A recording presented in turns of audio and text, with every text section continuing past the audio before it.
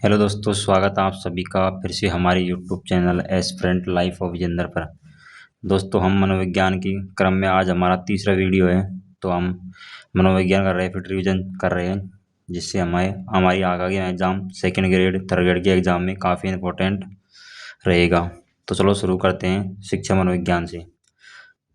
परिवर्तित मानव व्यवहार का अध्ययन करने वाली मनोविज्ञान की शाखा क्या कहलाती है? शिक्षा मनोविज्ञान कहलाती है, क्योंकि शैक्षणिक परिस्थितियों में मानव व्यवहार का अध्ययन करने वाली मनोविज्ञान की शाखा को शिक्षा मनोविज्ञान कहते हैं।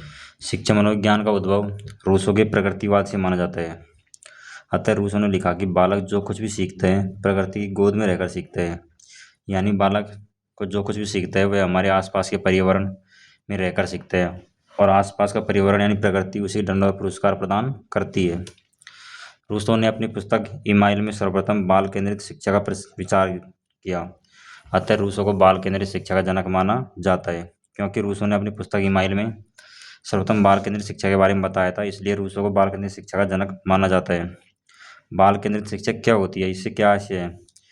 वह प्रक्रिया जिसका संचालन बालक बालिकाओं की योग्यता, क्षमता, रुचि, अभिवृत्ति एवं बुद्धि को ध्यान में रखकर किया जाए, बाल केंद्रित शिक्षा कहलाती है। यानी बाल केंद्रित शिक्षा क्या होती है? वह प्रक्रिया जिसका संचालन बालक बालिकाओं की योग्यता, क्षमता, रुचि, अभिवृत्ति एवं बुद्धि को ध्यान में रखकर किया जाए, बाल केंद्रित शिक्षा कहलाती है। रूसों ने बाल केंद्रित शिक्षा के तहत बालक बालिकाओं को एक पुस्तक के समान मानते हैं, और अतः सभी अध्यापकों को उस पुस्तक का अध्ययन करना चाहिए। यानी रूसों ने कहा कि बालक बालिकाएं वह होती हैं, वो एक पुस्तक के समान है, और वो इस पुस्तक का अध्ययन सभी अध्यापक करना चाहिए। यानी बालक हैं जो कोरी कागज के समान है, तो उस अध्यापक उसको अध्ययन करना चाहिए, अध्यापक उनके बारे में समझना चाहिए। मनोविज्ञान की शिक्षा मनोविज्ञान की सबसे बड़ी देन है, बाल केंद्रित शिक्षा मानी जाती है। अतः मनोविज्ञान के नियमों एवं सिद्धांतों को शिक्षा के क्षेत्र में सर्वप्रथम लागू करने के श्रेय रूसों को जाता है।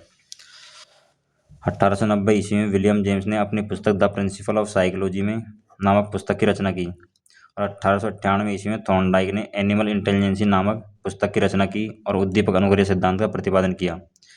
तो उद्दीपक अनुक्रिया सिद्धांत का प्रतिपादन थॉर्नडाइक द्वारा किया गया था 1898 ईस्वी में एनिमल इंटेलिजेंसी नामक पुस्तक में। उद्दीपक शब्द का सर्वप्रथम प्रयोग थॉर्नडाइक द्वारा किया गया था। वह तत्व जो प्राणी में कार्य करने की उत्तेजना उत्पन्न करे उद्दीपक कहलाता है। यानी उद्दीपक वह होता है जो हमारे मन में किसी कार्य के प्रति उत्तेजना उत्पन्न करता है, वो उद्दीपक कहलाता है। 1899 ईस्वी में विलियम जेम्स ने टॉक टू टीचर्स नामक पुस्तक की रचना की और भाषा के तत्व पर सर्वाधिक बल दिया।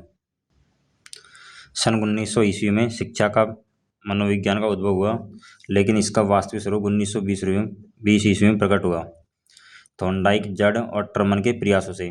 थॉर्नडाइक को शिक्षा मनोविज्ञान का जनक माना जाता है, तथा थॉर्नडाइक को ही प्रथम शैक्षणिक मनोवैज्ञानिक माना जाता है, क्योंकि इनके द्वारा उद्दीपक अनुक्रिया का सिद्धांत दिया था और बालकों का अध्ययन किया था।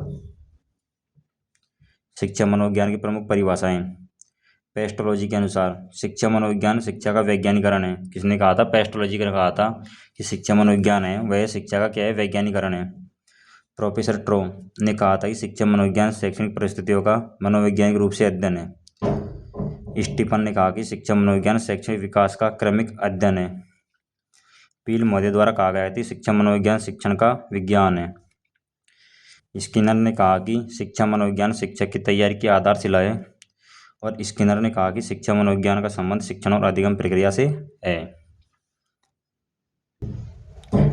स्किनर की एक परिभाषा है, शिक्षा मनोविज्ञान में शैक्षणिक परिस्थितियों से जुड़े हुए सभी प्रकार के तत्वों का समावेश किया जाता है। यानी शिक्षा मनोविज्ञान में बालक की शैक्षणिक परिस्थितियों उससे जुड़े सभी प्रकार के तत्वों का समावेश किया जाता है। यह परिभाषा स्किनर की है। क्रो एंड क्रो की परिभाषा है, बालक बालिकाओं को जन्म से वृद्धावस्था तक अनुभवों की व्याख्या एवं वर्णन करना ही शिक्षा मनोविज्ञान कहलाता है। यह परिभाषा क्रो एंड क्रो के द्वारा दी गई थी।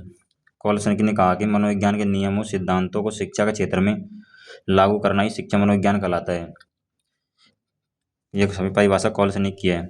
जेम्स ड्रेवर की परिभाषा, शिक्षा मनोविज्ञान में मनोवैज्ञानिक के नियमों सिद्धांतों की खोज के साथ शैक्षणिक समस्याओं का समाधान भी किया जाता है। यह परिभाषा जेम्स ड्रेवर के अनुसार दी गई थी। अब हम बात करते हैं शिक्षा मनोविज्ञान की प्रकृति के बारे में। शिक्षा मनोविज्ञान की प्रकृति कैसी है? इसकी प्रकृति वैज्ञानिक है। इसके नियम व सिद्धांत सार्वभौमिक होते हैं। शिक्षा मनोविज्ञान का प्रमुख उद्देश्य बाल विकास माना जाता है। इसका प्रमुख अध्ययन बिंदु परिवर्तित मानव व्यवहार का अध्ययन करना है। यह मनोविज्ञान का अनुपयुक्त व्यवहारिक विकसित शाखा है। यह हमारे तीनों पक्षों का अध्ययन करती है, ज्ञानात्मक, भावात्मक और क्रियात्मक।